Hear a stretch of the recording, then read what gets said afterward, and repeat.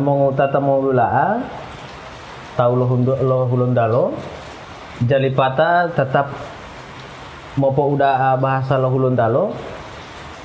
Wow, jalipata itu sebagai tahu lo hulundalo itu punya kelebihan. Jalipata itu tahu lo hulundalo itu muali itu motota. Wow, itu jamu kala musaingia olo kambung uweo. Wow, terakhir jalipata subscribe.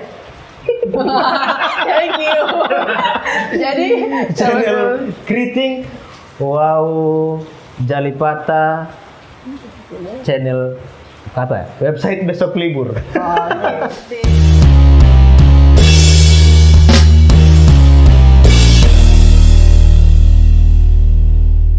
Assalamualaikum warahmatullahi wabarakatuh. Apa kabar sahabat Kriting? Semoga kalian semua sehat walafiat ya. Amin ya robbal alamin. Oke, tidak lupa juga saya pengen nyapa yang mungkin sekarang lagi ada di kendaraan, lagi naik mobil ya, mau jalan-jalan. Insya Allah semua urusannya lancar. Yang lagi ngedengerin ini via Spotify mungkin atau yang lainnya, semoga kalian semua juga bisa mendapatkan sesuatu yang bermanfaat dari percakapan saya dengan tamu spesial di sore hari ini, karena brother ini seorang jurnalis yang sekarang tetap intens ngeblog dengan konten-konten yang sangat inspiratif, karena cintanya kepada dunia literasi, budaya, bahasa daerah itu nggak perlu diragukan lagi. Oke, langsung saja kita sapa. Hello brother Yakub. Hello. Apa kabar? Alhamdulillah baik. Gimana planning nikahannya? Oke, lebih cinta mana? Calon istri apa literasi? Ayo.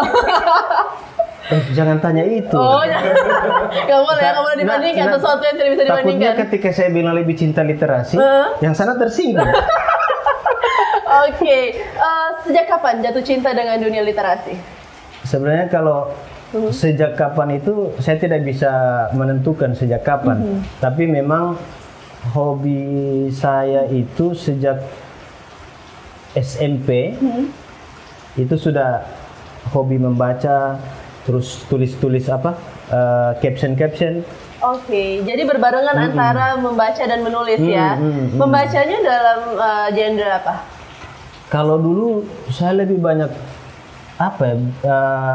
baca-baca soal romantis. Oke, tak bisa dipungkiri ya. Oke, sampai dengan sekarang? Kalau sampai sekarang sudah pindah. Oke. Karena sudah menemukan tambatan toh. Oke. Nah, kalau yang saya tahu ya, di depan rumah ini kan tertulis itu ada Taman Bacaan Muhammad Hatta. Itu sudah sejak kapan? Kalau perpustakaan itu ya, perpustakaan Muhammad Hatta itu dari 2017. Oke. Itu kita awal, kasih tengah, akhir? Pertengahan. Itu kebetulan saya rilis tanggal 6 Juni tahun 2017. Kita ambil nama Muhammad Hatta, kemudian kita rilis di tanggal lahirnya Muhammad Hatta. Nah, Soekarno. Apa alasannya? Apa ya? Secara kebetulan saya, cuman setelah kita lihat lagi, kita baca sejarah lagi, ternyata 6 Juni itu kan tanggal lahirnya Soekarno. Ya sudah, kita simpulkan bahwa perpustakaan Muhammad Hatta itu, nama perpustakaannya Muhammad Hatta, spiritnya Muhammad Hatta dan Soekarno sebagai Dwi Tunggal Indonesia dulu. Begitu. Sebegitu jatuh cintakah dengan sosok kedua pejuang itu? Ya, kalau kita bicara soal Indonesia kan ya tidak terlepas dari kedua tokoh itu ya. Betul. Sebagai Dwi Tunggal. Iya. Itu pernah dulu kita ada satu pengalaman. Kita ikuti satu kegiatan.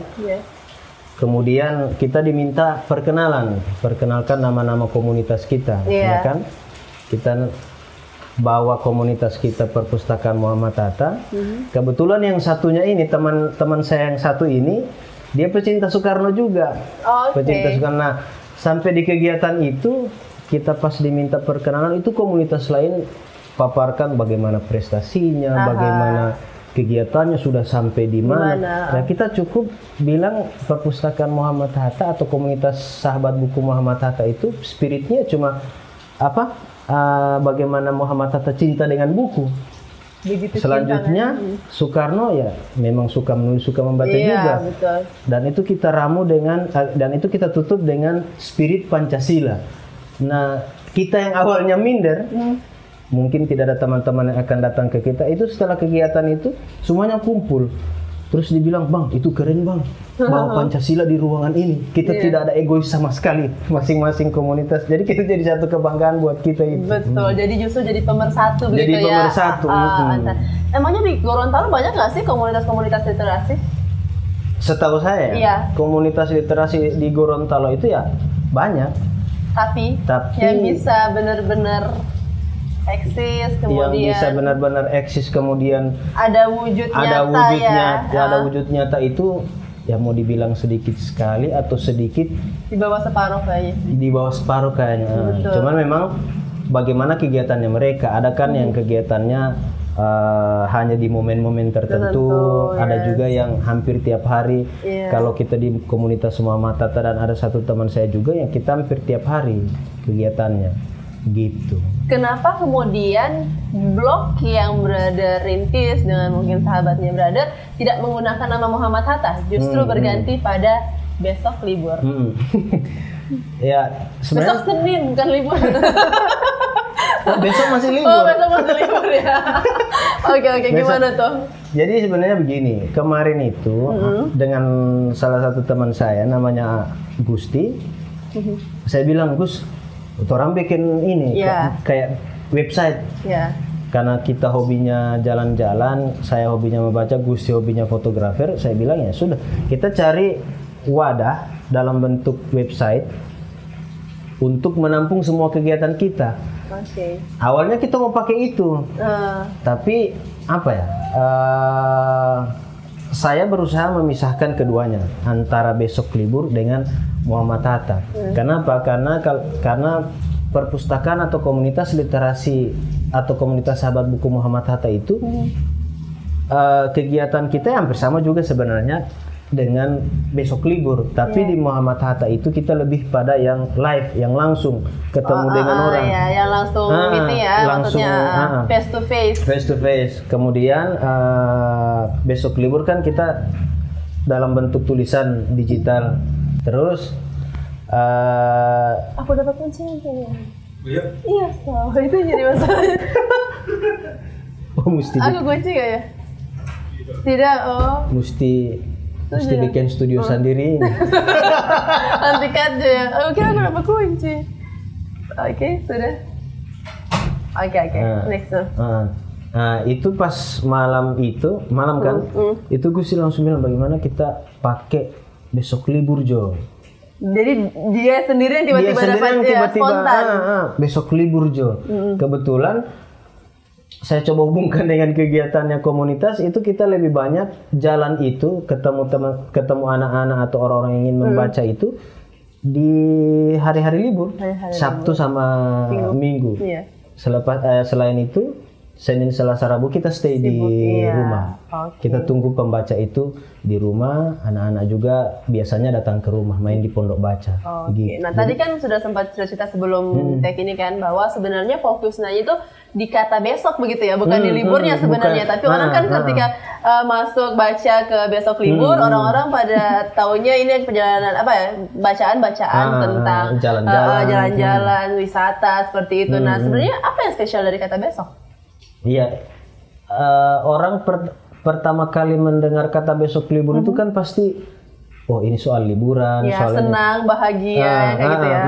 Tapi sebenarnya kita promosikan atau kita jual di situ ya kata besoknya itu. Apa yang spesial dari kata besok itu? Besok itu kita mencoba mengajak pembaca atau teman-teman komunitas bahwa sebenarnya kita besok masih bisa hidup.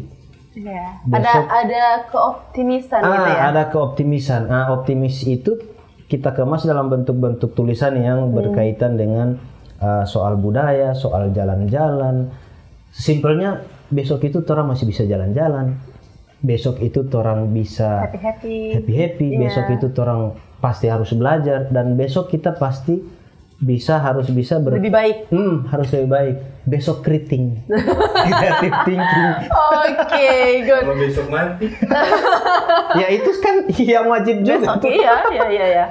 Oke, jadi buat sahabat kriting yang belum pernah mungkin ya, atau mungkin baru tahu dari video ini tentang besok libur, bisa langsung nanti, jangan langsung sekarang ya, karena harus nonton sampai habis dulu. Kemudian nanti setelah selesai nontonnya, udah klik subscribe sama lonceng, nanti bisa ke deskripsi. Di situ nanti ada link dari blog websitenya si Besok Libur. Oke. Yang pasti di situ tadi saya juga udah baca-baca kan ya, jelas ada diksi-diksi yang membuat saya sangat no reason untuk tidak klik itu begitu. Semoga itu bukan strategi untuk clickbait kan, atau gimana? Cuma asli kata-katanya sangat apa ya, sangat membuat orang pengen baca. 19 hari untuk 19 Juni. Terus kemudian apa tadi yang keringetan tapi bikin keingetan. Air terjun ke Talun, iya, kayak gitu. Itu dapat diksinya dari mana sih? Dapat diksinya itu ya dari itu tadi, literasi. Jadi memang benar-benar connect ya. Orang yang setuju nggak sih sama yang ada yang bilang kan bahwa kalau kamu pengen jago nulis itu harus banyak baca. Itu benar nggak? Iya. Setuju dengan itu? Setuju dengan itu. Jadi benar-benar, jadi diksi-diksi yang ada di Besok Libur itu sebenarnya karena memang orang-orangnya adalah juga pegiat literasi ya. Oke, di situ kan di Besok Libur juga ada space untuk puisi nih. Itu dibuka untuk umum atau gimana? Semua dibuka untuk umum. Di situ ada. Jadi sebenarnya bebas ya, orang-orang bisa ngirim tulisannya. Jadi kan Besok Libur itu sebenarnya jadi istilahnya jadi satu ruang untuk semua orang, untuk kita semua. Di situ teman-teman yang tulisannya atau karya-karyanya masuk di situ. Belum bisa dapat tempat misalnya di media-media yang sudah ada. Ya silakan ditaruh di Besok Libur aja. Caranya? Gampang. Hubungi nomor di bawah ini. Iya. Hubungi nomor WhatsApp Besok Libur. Ada di situ ya. Oke. Wow, jadi tidak ada syarat harus berapa ratus kata, tidak ada. Pokoknya satu selagi bait. itu mengedukasi baik. Oke. Karena kita sebenarnya di Besok Libur itu semangat yang kita ingin bawa adalah bagaimana orang itu tidak melihat satu karyanya itu dengan indikator-indikator tertentu. Sekalipun dia hanya menulis 1-2 kata yang dirangkai jadi satu kalimat, itu sudah kita hargai sebagai satu karya atau satu tulisan dari yang bersangkutan. Kadang kan orang tidak percaya diri. Iya. Nah, iya tak? Dia ini layak nggak ya naik? Ini nanti nggak diterima sama editornya. Iya. Jadi berapa bait pun atau cuma satu kalimat saja. Ya kalau memang teman-teman mau kirim di Besok Libur ya silakan. Itu karya ya? Itu karya. Wow. Dan kita berusaha menghargai itu karena dengan begitu orang itu bisa lahir satu percaya diri bahwa dia punya satu kemampuan, dia punya satu keahlian yang harusnya kita godok itu lewat bagaimana cara menghargai dia. Seperti itu sebenarnya sih. Saya senang banget. Jadi sangat gampang ya, nggak ada hambatan atau syarat-syarat yang sangat menyulitkan gitu untuk bisa mengembangkan karya-karya. Jadi yang namanya itu karya-karya tulisan silahkan langsung dikirim ke Besok Libur gitu ya. Bisa langsung ke Instagramnya juga. Oh bisa.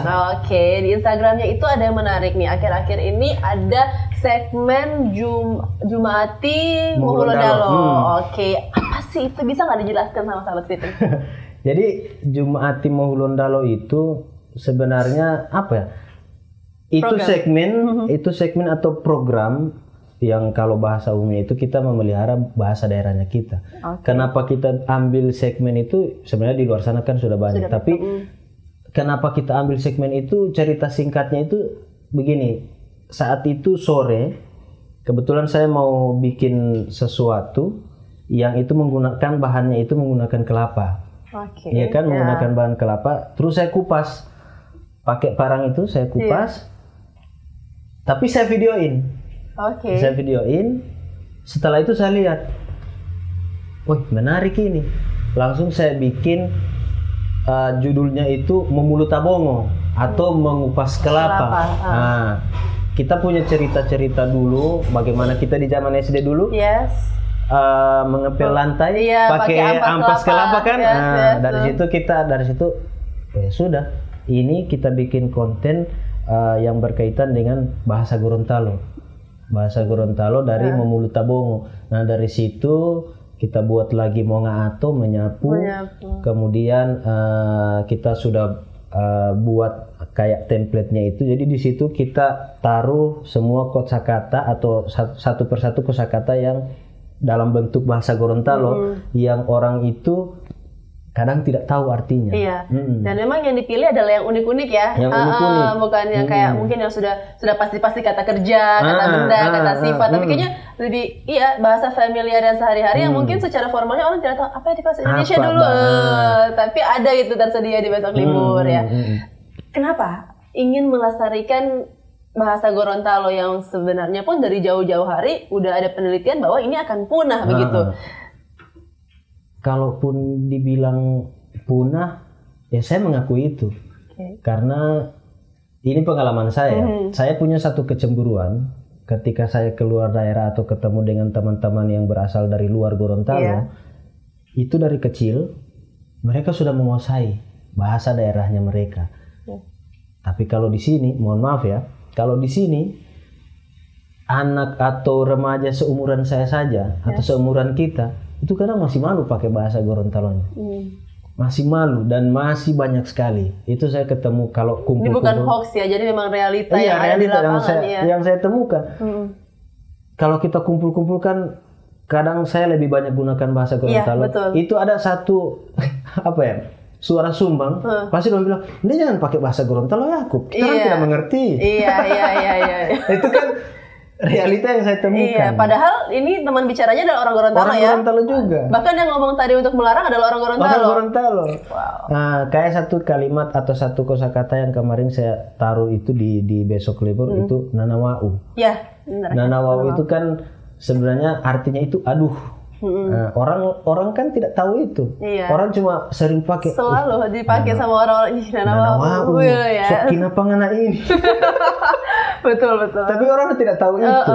Jadi kenapa kita fokus di situ? Ya karena memang kita menyadari bahasa Gorontalo kita sudah hampir punah. Dulu sempat ada program itu setiap hari Jumat itu kita berbahasa Gorontalo di sekolah, di masjid, khotbah itu dipakai dengan bahasa dibawa dengan bahasa Gorontalo. Tapi kan itu tidak ada sekarang. Tidak ada sekarang. Kemudian lingkungan kita juga lebih banyak kita pakai bahasa atau logatnya daerah tetangga kita. Kita tidak pakai bahasa-bahasa Gorontalo kita. Dan itu saya temukan sampai dengan sekarang. Kita sudah tidak pakai lagi bahasa Gorontalonya kita. Makanya di mana-mana saya kalau jalan atau ketemu sesama orang Gorontalo pasti saya pakai bahasa Gorontalo. Pasti ya. Sekalipun itu hanya satu kata, dua kata atau satu kalimat atau ketemu, ololah habari uti. Minimal dengan cara-cara kecil seperti ini kita masih bisa menjaga bahasanya kita itu, bahasa ibu kita. Jangan sampai punah. Dan itu pertanyaan sampai sekarang melekat dalam hati saya. Bagaimana keadaan bahasa Gorontalo 20 tahun ke depan, 30 tahun ke depan? Apakah anak-anak itu masih bisa berbahasa Gorontalo? Dan yang paling kasar ya, atau yang paling yang paling liar itu, saya sudah merasa bersyukur anak-anak Gorontalo itu sudah bisa memaki dengan bahasa Gorontalo. Iya. Tapi, nah, itu kan. Iya. Kenapa? Saya kalau lihat anak-anak main game misalnya, itu makian saja kita import dari daerah lain. Iya. Tapi sekarang udah oke. Iya sih ya. Tanpa kita banyak yang tidak menyadari itu mungkin Banyak yang tidak menyadari itu. Tapi sebenarnya brother yang dari semua ketulusan yang udah berada cerita, yang bikin aku penasaran tuh apa target sehingga menurut brother literasi, bahasa, budaya ini merupakan sesuatu yang kemudian menurut brother saya sudah berhasil kayak gitu. Dari mana brother mengukur letak keberhasilan dari semua yang sudah brother lakukan itu? Jadi dengan ada mungkin anak-anak tadi yang memaki dengan bahasa Gorontalo itu sudah berhasil berarti atau seperti apa? Kalau saya sih mengukur keberhasilan atau kesuksesan itu saya tidak punya indikator yang tetap harus begini. Dia harus begini. Ya sukses atau keberhasilan bagi saya itu simple saja. ketika saya sudah bisa bikin kopi sendiri atau beli mohon maaf ya, beli rokok dengan hasil keringat sendiri, ya itu sudah sukses. Oke. Jadi yang penting ini yang penting mencontohkan saja ya. Yang penting brother sudah berbicara dengan bahasa Gorontalo, sudah mengajak, sudah ada program dengan komunitas, sudah ada website juga, sudah menggunakan itu di Instagram. Maksudnya kurang apa lagi gitu kan ya. Saya rasa juga udah sangat jadi inspirator lah ya untuk Gorontalo jadi sendiri. Kayak satu postingan itu mau di like berapa orang pun nggak ngaruh. Tidak ngaruh bagi saya. Ataupun hanya satu orang, tapi itu di like, misalnya dia nge-like dengan simbol tertawa, saya sudah merasa alhamdulillah, berarti dia membaca itu, dia sudah senang. Minimal tercerna di dia karena dia memberikan bisa jadi saat itu dia sedang mencari apa arti kata Nanawau itu. Iya. Jadi semoga, kalau aku sendiri secara pribadi mendoakan semoga ini sekalipun belum sekarang mungkin efeknya, tapi ke depan insya Allah mungkin ada juga, terutama yang pegiat-pegiat pendidikan sebenarnya ya, ketika guru-guru di sekolah sadar betapa pentingnya, mungkin guru bahasa Indonesia, guru bahasa lah ya, bisa mengaitkan itu dengan bahasa daerah, jadi mungkin bisa langsung merekomendasikan ke Instagramnya brother, bisa lihat apa, coba saya kan kalau dulu tuh kalau nggak salah ingat ya, zaman kita sekolah SMP, itu masih ada cari 10 kosakata bahasa Gorontalo kayak gitu kan. Sekarang kan udah nggak ada sama sekali, jadi benar-benar tenggelam gitu. Nah, brother, apa yang menurut brother sejauh ini kan udah sekitar 3 tahun nih. Kalau bisa dipresentasikan keberhasilannya itu gimana sih?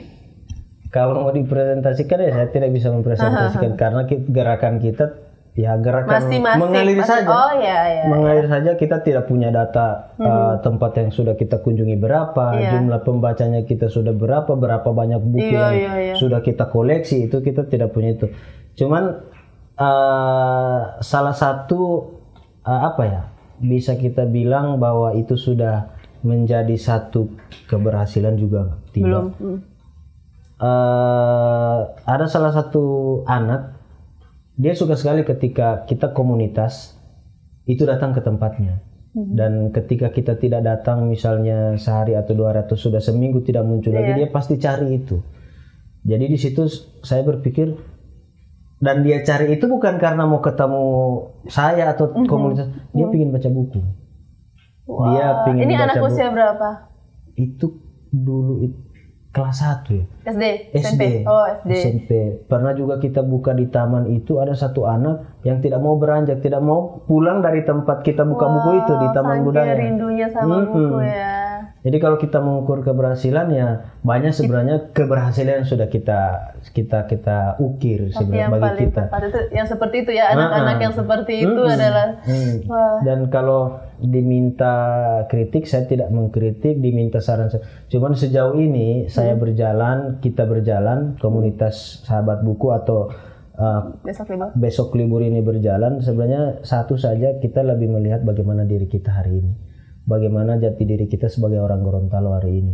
Gorontalo itu minat literasinya masih rendah, masih di bawah. Kemudian dan ini bukan sesuatu yang perlu ditertawakan ya, yang benar seharusnya sekarang itu mereka harus sadar gitu, harus ditangisi betapa rendahnya minat.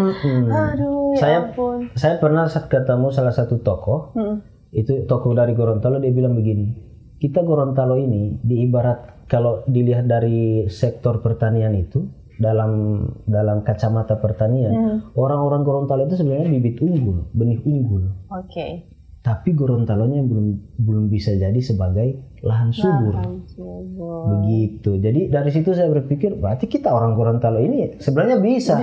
Cuman apa yang harus kita lakukan hari ini ya itu tadi, kita harus melihat diri kita atau melihat jati diri kita sebagai orang Gorontalo. Contoh kecil seperti bahasanya kita tadi itu. Itu yang harusnya bisa jadi jadi kebanggaan kita, tapi hari ini ya seperti itu. Jadi konten hari ini sebenarnya adalah kan kalau nanti berarti penyesalan, kalau sekarang penyadaran nih sebenarnya. Iya, ini konten penyadaran bahwa jangan sampai orang Gorontalo 10 tahun lagi, 20 tahun lagi menyesal kalau mengabaikan video ini begitu. Maksudnya ini kan saling mengingatkan lah kita dalam kebaikan bahwa memang literasi, kemudian kesadaran terhadap budaya juga yang mulai pudar, mulai masuk yang jelas juga tidak bisa lari dari globalisasi, Ya. dari luar, tapi maksudnya bagaimana bisa tetap menjaga itu, Ya. begitu juga dengan bahasa ya, bagaimana bahasa ini tetap bisa terus lestari ya. Tetap lestari. Oke, terima kasih banyak brother waktunya di sore hari ini. Tapi saya pengen ngasih hadiah buat sahabat Kriting. Jadi karena memang ini kita ngebahas tentang Gorontalo, apalagi bahasa Gorontalo, bisa nggak yang tutup video ini adalah Bro Yakub dengan bahasa Gorontalo. Ajakan-ajakan buat seluruh penonton, baik yang di Gorontalo maupun di luar Gorontalo, tapi bagaimana bisa tetap mencintai bahasa Gorontalo. Silakan brother.